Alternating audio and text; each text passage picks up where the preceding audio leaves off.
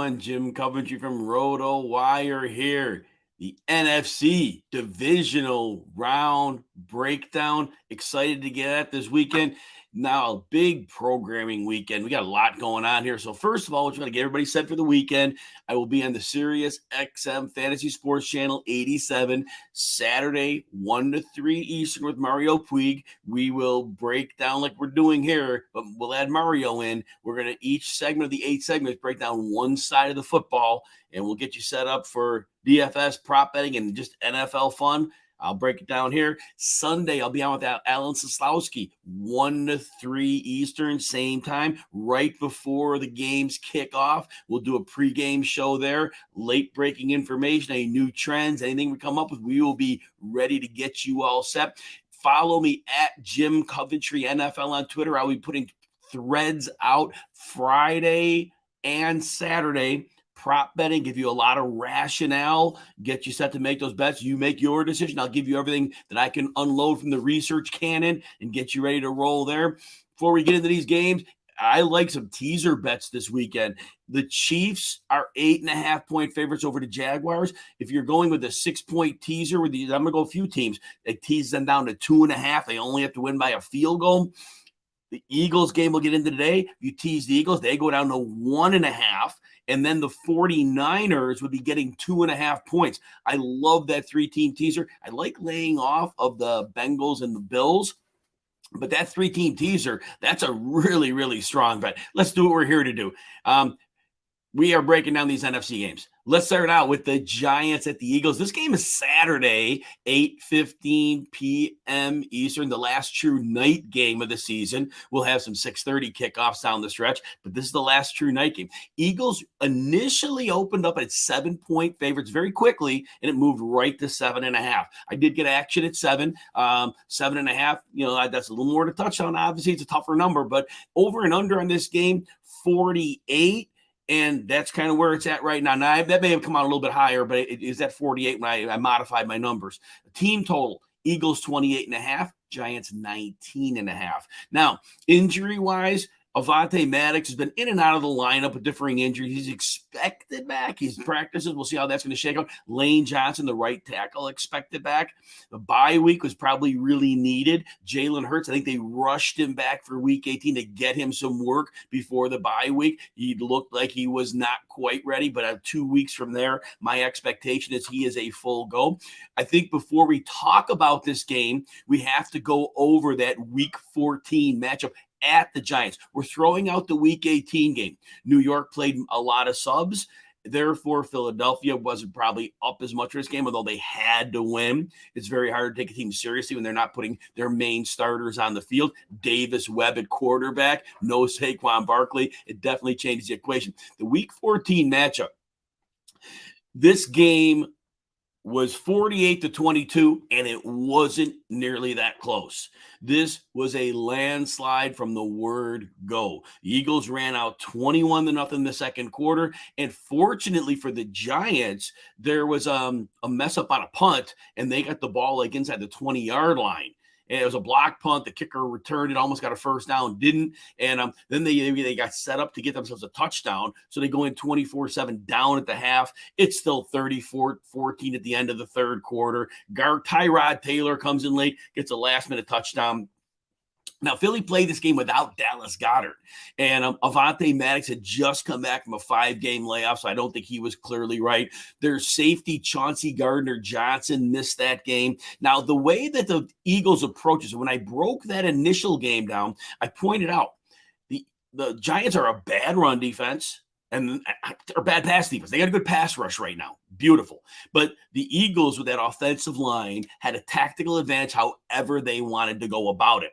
They went into this game with a little pass-heavier approach. And I know you'll say, well, wait a minute. Miles Sanders had 144 yards and 2 touchdowns. Yes, majority of that came second quarter and beyond, with a lot of it in the fourth quarter, including the long touchdown run. They came out pass-heavy. And with that 21-0 lead, they had some big drops, some big plays. Miles Sanders had like a 40-yard pass down the sideline he dropped. A.J. Brown dropped a big one.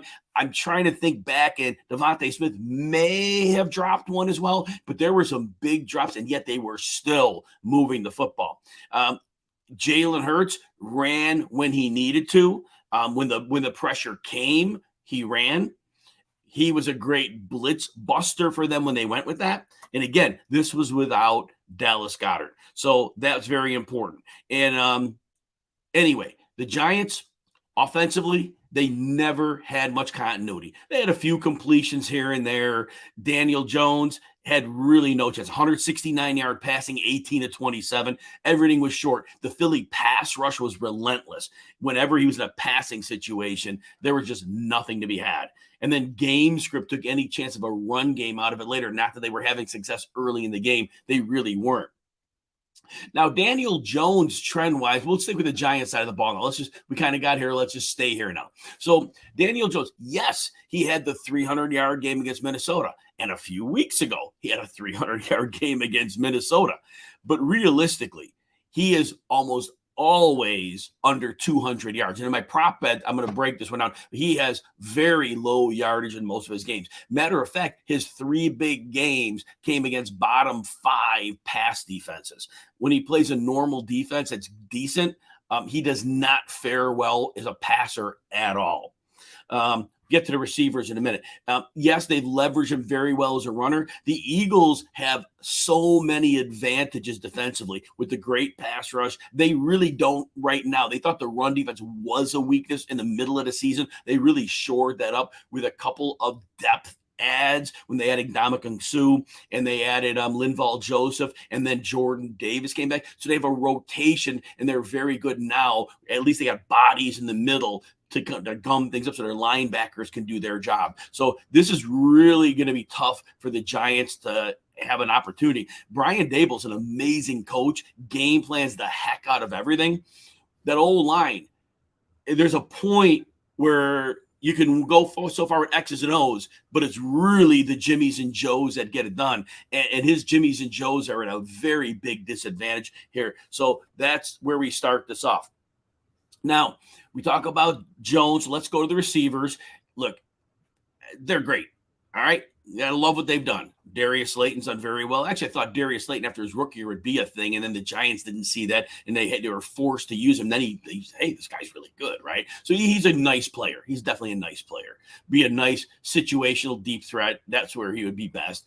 Richie James, good enough in the slot, fair. Good enough player. Isaiah Hodgins, nice little story there. He knows Daboll's offense, 6th-round draft pick with the Bills. And then, he's free agent November or so. They sign him. Here's their biggest disadvantage. The Eagles saw him. The Eagles played against him. It's a cute little story. But now the Eagles played a lot of zone when they faced him the last time. So, honestly, if they're coaching this up right, they're saying, look, we are going to put Darius Slay and James Bradbury on Hodgins, and we're going to put them on Slayton. We have the bodies in the middle of the field. Gardner Johnson's back. Avonte Maddox, their slot corner. They can aggressively play Richie James there. They should have no problem. They go with that game plan, neutralizing. And if they're playing man, they're not getting beat much. Those corners are not getting beat by those receivers. You might get a play. Sure, fine, whatever. You can have your occasional shot. It works. Beautiful. God bless you. Go at it. But that allows more bodies to get after Daniel Jones as a runner, Saquon Barkley as a runner, and the blitz and the pass rush and regular pressure. I don't see a path. I do not see a path for them. So anyway, I think those receivers will get a few catches, might get an occasional play to slip past the defense. Beautiful. I do not see sustained success. I have them all 45 yards or less. I have Slayton 3 for 40. I have Richie James 5 for 42. And I have Hodgins 4 for 37. And even Daniel Bellinger 2 for 22. I have Daniel Jones throwing for 190 yards and a touchdown, running for 40. That's where I kind of see this at. Barkley, as I said, great player. Had a wonderful year. There are going to be many bodies committed to him if the Eagles break their norm and play man against the receivers, which they should easily do. I don't know why or how they don't do that. And at that point, if you have extra bodies on Barkley, the offensive line run blocking is not very good. This can be overwhelmed with relative ease, and they can also contain Daniel Jones at the same time. I just don't see a path where Dable figures his way out of this one. Now, if the Eagles come into the bad game plan and they go soft zone, it gives them a little chance to do something. But in the last game, what did it get them? The garbage time points, throw those out in the block punt. They really got a touchdown in that game. And that's kind of what we're looking at. At some point, these teams in the wild card round play the big boys, and it really is the big boys being a much, much better team. So that's my overall breakdown. This offense is in trouble. Other side of the ball, Philly. Talked about it earlier in the show in the earlier breakdown. Very simple. They can choose to attack the Giants however they want. Their offensive line will completely dominate. And I know Dexter Lawrence has been insane, amazing, one of the best interior defenders in the league. Absolutely. Kayvon Thibodeau's turned into a great pass rusher. But you have a 5-man line with 4 elite blockers, and they are going to do they pull, they do all types of movement on that line, and they are a cohesive, dominant unit. And the problem is, if you put an extra body in to stop the run, okay, well, we're just going to throw it to A.J. Brown and Devontae Smith and Dallas Goedert. All right, you're going to drop people into coverage, then we are going to run Miles Sanders at you. What do? We know that the Giants like to blitz. Fine, blitz. Like I said, Jalen Hurts is going to run. Now, the blitz is the way they're going to have to go. They know going into this game what they're getting into. They are going to have to blitz. That's their ticket. It's what you have to do. And if Hurts is off, it gives them some opportunity. A.J. Brown, we know he specializes in catching the quick hitters. Now, this year has been a lot more downfield stuff, and Jalen Hurts has been a very good downfield passer, better than we thought he would be. But in the game planning, when the blitz comes, this is prepared for. They understand what they're seeing here, and they will have those hot reads set out, and Dallas Goedert will be a factor. Overall, I do think in this game that they're going to be able to be balanced. I don't think they're going to say, we're just running. I think they're just going to be balanced. They're going to come in. They're going to try to keep them off guard, use some play action. I don't know they're going to use much of a screen game. To me, they haven't been a heavy screen team at all. I don't see any reason for them to go for that here. So I don't see any scenario with that. Overall, I think Jalen Hurts, when he's splitting this up, I don't think it's a heavy yardage game because they're going to go between the run and the pass. And I think he throws for 245 and a couple touchdowns, runs for 65 and another. It's not a difficult matchup for him. The secondary cannot hang with Devontae Smith and A.J. Brown.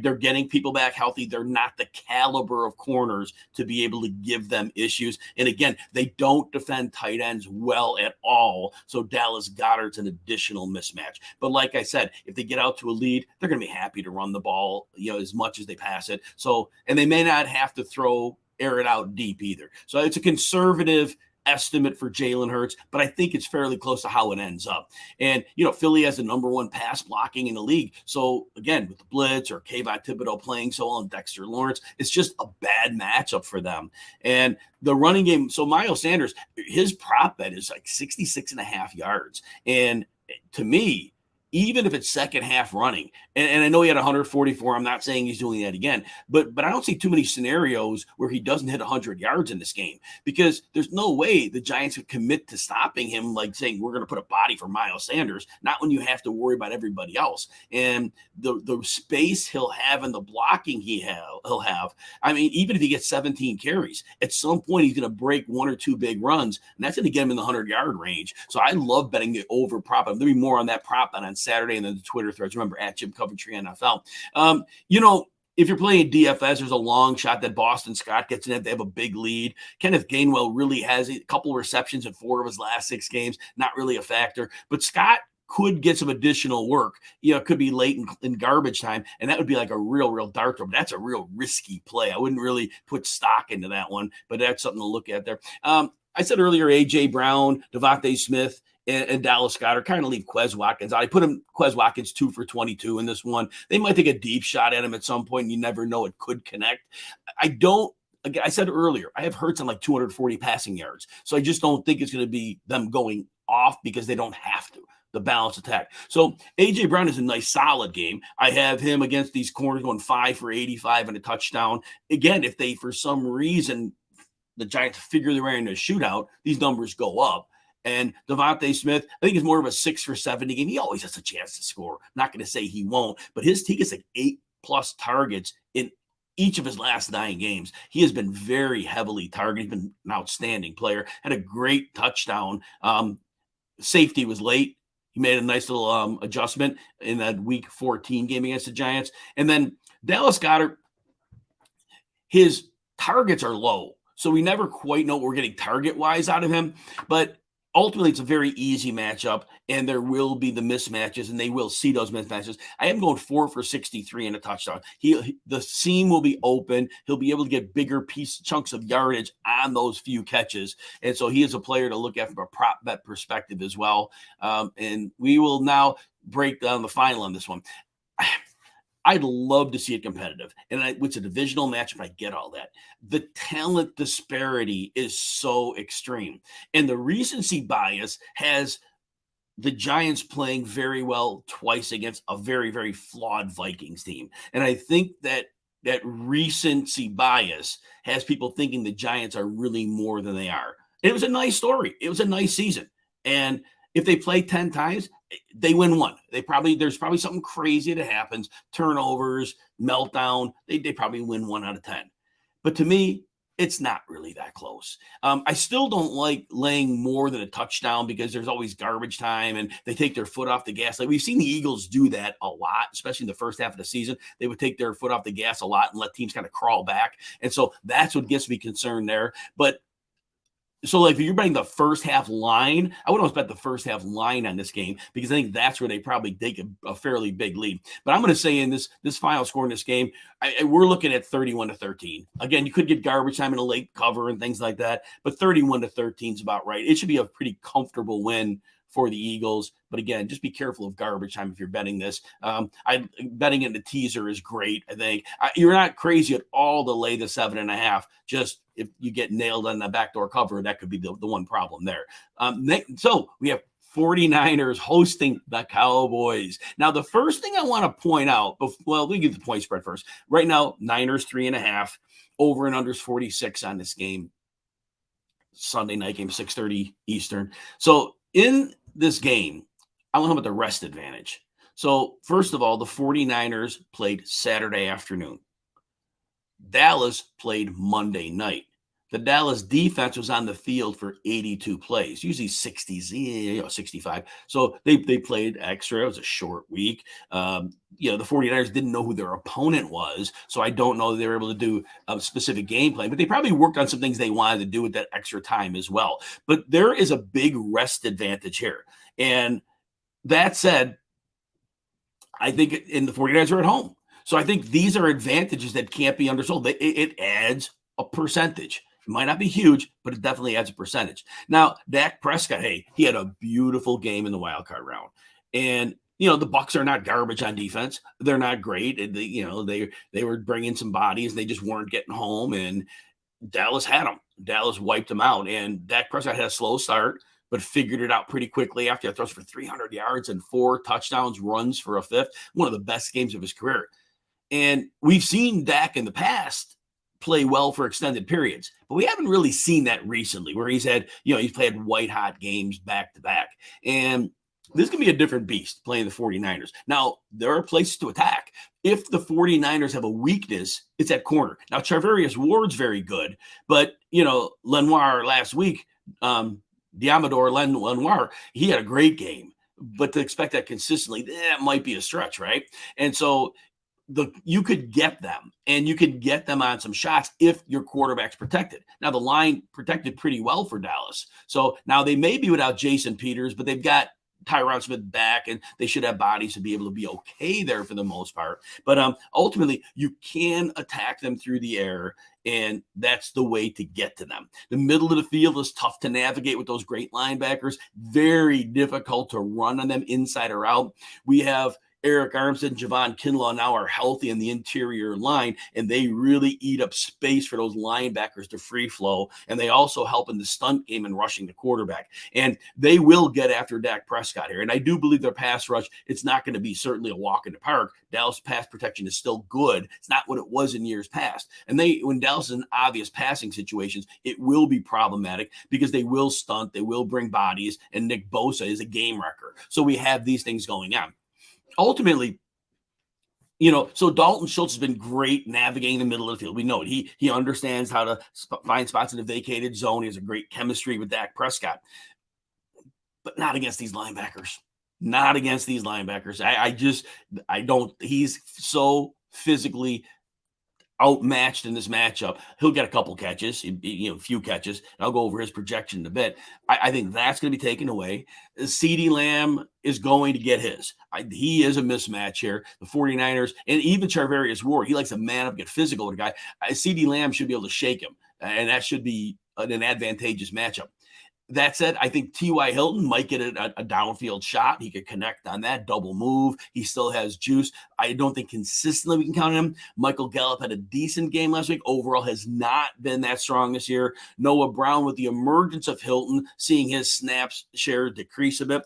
But between the unlikely scenario of their running game getting going, it's going to really gum up the offense. And if Dallas has to become one-dimensional between their coaching, and I love Kellen Moore, but it just seems that they bog down too many times. And I don't know if it's a Mike McCarthy thing or if it's Kellen Moore getting cute, but it doesn't, they do bog down when they find themselves in a bad situation. So I think Prescott puts up a decent game here. I see him throwing for 240 yards and a couple of touchdowns. We had the recent 300-yard game, but the trend of the season is going in this direction of these 240 games and against a really good defense. He's going to see pressure. So it's not an easy matchup in any way. And so I do think that it's going to be a good, but not great performance from him. The running game. Man, we said Zeke Elliott had a rough matchup last week, but he hasn't been on lately. He had 13 carries for 27 yards in the wildcard game. Ouch. But he had been taking his 15 to 19 carries a game, which he had in 8 of his prior 9 games. And he had been between 37 and 77 yards. He was scoring touchdowns at a high rate, but he wasn't getting yardage. So it just really hasn't been going on for him in the second half of the season. I project Elliott with 35 rush yards and 1 catch for 8 yards. You can ding up the 49ers for catches. They just don't give up a lot of yardage. So I want to say they're in the middle of the league in receptions allowed to running backs, but it's the fact you don't get yards. And remember, no running back has run for 70 yards against them all year. Now, Tony Pollard, we love Tony Pollard. We thought last week he'd be a good play, and he was. We said, get the ball to the edge on the Bucs, you'll be fine. I don't think you're getting to the edge on the 49ers. The linebacker speed is just too much. Can he break one run? Yes. I don't think there's a situation where Pollard gets in a groove here. I just don't think it's there. This defense is too good against the run. And, Pollard going into the playoffs had 7 to 12 carries in 4 of his last 5 games. Now, he did have a 15 carry for 77 in the wild card, and that was a very strong game. But he had been held to 19 to 42 rush yards at 3 of his last 4 games before the playoffs. And his receiving yards, 20 or fewer in 6 of his last 9 games. So ultimately, it's a bad matchup on the ground. I do think he gets 40 yards. I think he catches 3 balls for 18 yards. So it's a decent game, but I just don't see Dallas sustaining offense on the ground. I said earlier, CeeDee Lamb, Charvarius Ward's not going to be able to just man him up. CeeDee's going to play the slot a lot. We see him, 2/3 of the snaps or more in the slot. They get him on the move.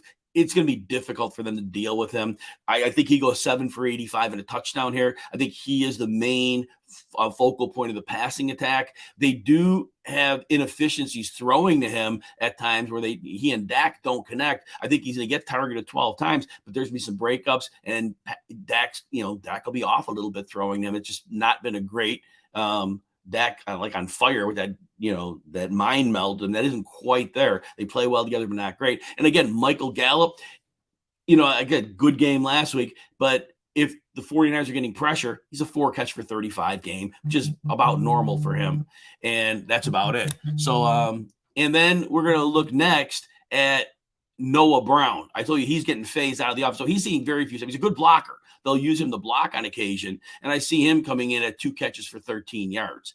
And then it gets to T.Y. Hilton. Now, I do think Hilton has a chance to get behind the defense. And I do think there'll be a big catch in here somewhere. And they are getting him involved more snaps as we go on. So I see him for 4 for 50 and a touchdown. Decent performance. Not dominant at this point. But again, a good enough game here. Dalton Schultz, I said earlier, the matchup with those linebackers and safeties, it is not a good matchup. It's not just one where he's going to sit in the zone and say, all right, Dak, I'm here, throw me the ball. And that's not really going to happen here. So I see him 4 catches for 37 yards and a bit of a problem. Now, when we look at the 49ers, move over to the other side of the ball. Brock Purdy, I was a bit surprised. He was throwing the ball downfield early in the game against the Seahawks. And I was wondering, why are you taking this rookie in his first playoff game when you have all these great weapons underneath? And why are you having to throw it outfield? Now, I know the Shanahan offense, and ultimately they want to take their shots. They love to do that. And the more I thought about it, I think Shanahan was setting up the rest of the postseason. I think he knew he'd win that game. I think he wanted to show film to the other teams that we are a legitimate stretch the field offense so that teams have to game plan for that. And Seattle didn't have a great pass rush, so Purdy was going to have time to throw. There were some drops. There were some passes that he had. The Brandon Ayuk touchdown was a big drop, right? So I think Shanahan showing the opponents he's willing to throw downfield. And now they have to worry about that. The 49ers are going to still want to attack underneath. And now if defenses have to cheat back, more opens up. And when we break this game down, we cannot look at it saying, hey, the Dallas Cowboys against running backs. These aren't running backs. Deebo Samuel, Christian McCaffrey, they're not running backs. Yes, they played a position running back. Deebo plays both receiver and running back. These are weapons. They're chess pieces. They're queens on a chessboard. That's what they are. Shanahan will use them however he wants. He will get them on a mismatch. Sure, McCaffrey will run more than he catches the ball. But these are not typical matchups. So we can't just say, again, Dallas against the running backs. No, not even close. These are weapons. And teams don't have answers for these types of weapons. We saw it last week. And now I know the Seahawks are not a great defense. But we saw Shanahan just basically say, good luck. Get the ball in my playmakers' hands. They are elite, top of the league players. If you lock down on one, I'll go to the other. If you lock down on both, I've got Brandon Ayuk. I've got George Kittle. Good luck. And Brock Purdy, again, goes through the reads, understands the offense. He was throwing behind receivers last week. A lot of that was, hey, 7th round pick, right? And also first playoff game, sure some jitters there. He got better as the game went on. So I do think that playoff experience was important. I think that does help. And not every pass can be on the money. But fortunately, he has the latitude of this offense. That's not a problem. So I think the passing yardage is not going to be high here. I think they're going to be able to get some running game going with McCaffrey. I think McCaffrey's going to have a pretty good game here. Elijah Mitchell's going to chip in. So I think Purdy is going to do what he's done in most of his games. He's going to throw his 2 touchdowns. He's going to throw about 215 yards. I don't see a high volume passing attack here unless Deebo and McCaffrey go absolutely bananas after the catch. We have that then possibly, right? But I just think it's one of those typical Purdy games. Wins, controls it, low yardage, reasonable touchdowns. Now, McCaffrey, I think against this Dallas defense, sure, look, I love Leighton Vander Esch and as good as he's back from injury.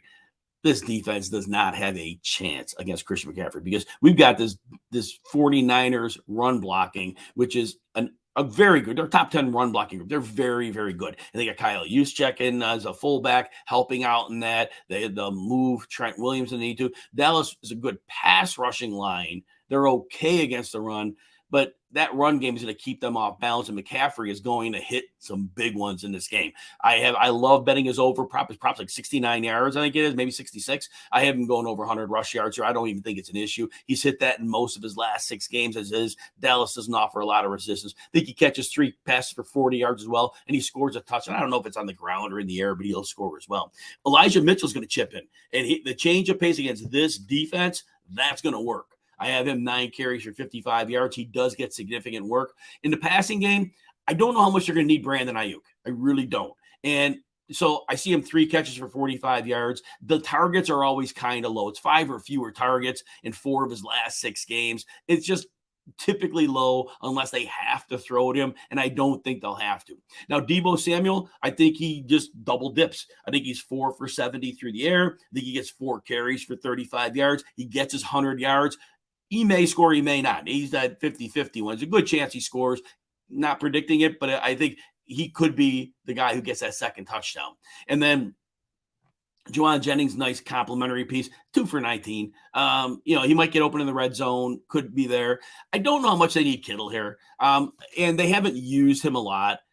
So I think he's going to block a bit. That pass rush at Dallas, they don't want the Dallas pass rush to break Brock Purdy. So I think Kittle's going to block a little more than not.